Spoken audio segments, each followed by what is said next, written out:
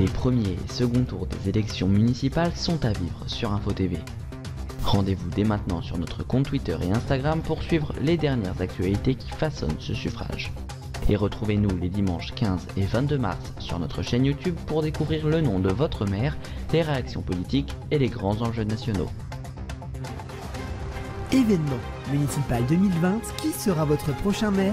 Les dimanches 15 et 22 mars sur Info TV.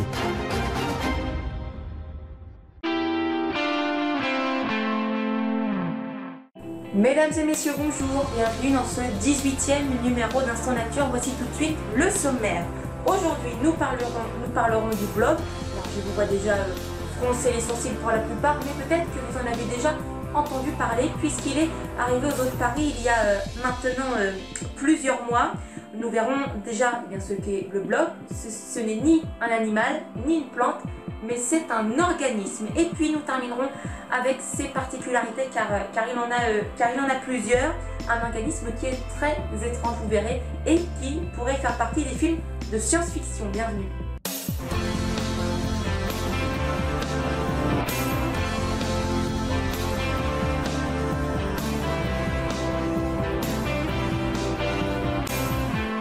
Et comme d'habitude, on retrouve notre point sur l'info avec ce flash audio de Théo Tornet. Bonjour Théo. Le flash audio Théo Tornet.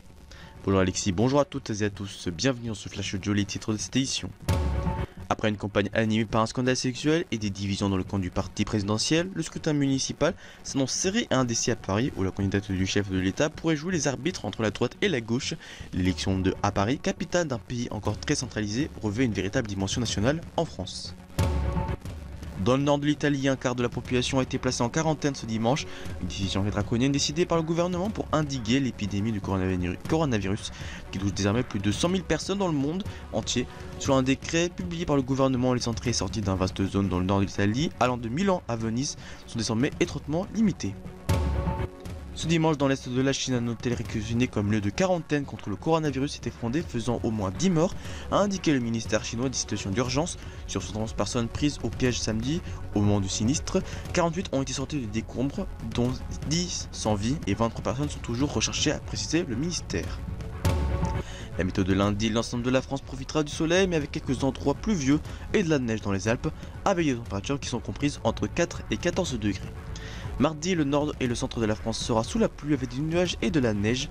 Dans les Alpes et le sud profitera du beau temps avec des températures qui sont comprises entre 0 et 16 degrés. Fin de ce flash audio.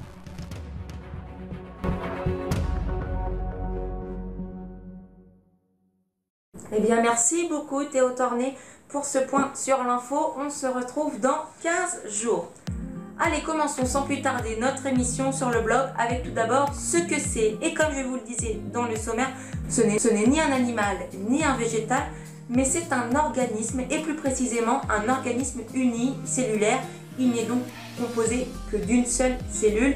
Il est classé dans la catégorie des protistes. De son nom scientifique, Physarum polycephalum, le blob vit dans les sous-bois depuis des centaines de millions d'années.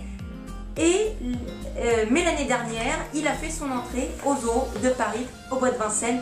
C'est le premier zoo du monde à accueillir cette espèce. Bon, pour l'instant, nous l'avons que partiellement décrit. Pour bien comprendre qui il est, il faut évoquer ses particularités. En les évoquant, eh bien, nous le décrirons presque dans sa globalité. D'ailleurs, c'est ce que nous faisons sans plus attendre.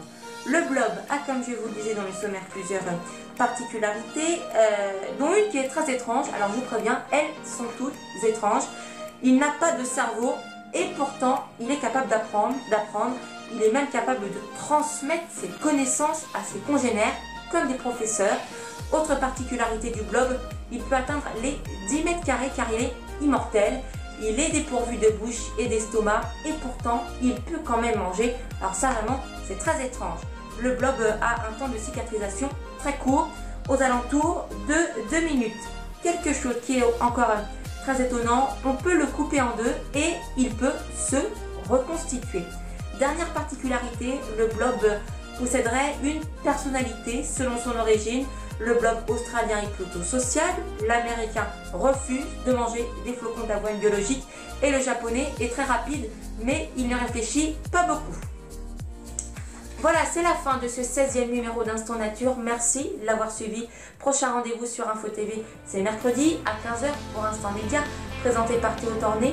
Mais d'ici là, vous pouvez retrouver toute l'actualité sur notre compte Twitter ainsi que sur notre compte Instagram @groupeinfotv. Très belle fin de week-end à vous. On se retrouve dans 15 jours. À dans 15 jours.